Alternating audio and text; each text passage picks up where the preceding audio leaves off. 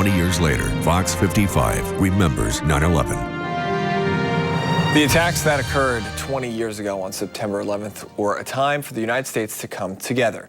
Fox 55's Devontae Dixon tells us how that horrible day changed the life of an American Red Cross attendant of Northwest Indiana.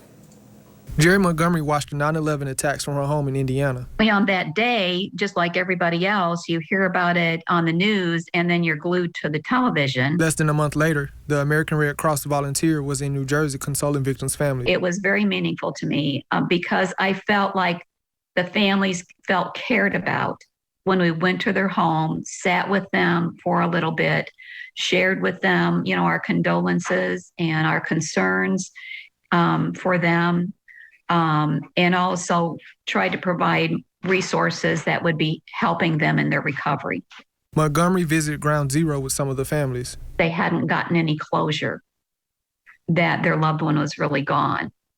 And they felt that by seeing the event, they could see that the possibilities of their loved one surviving that were not real. Her experience helped her see how the Red Cross helps people during their worst moments.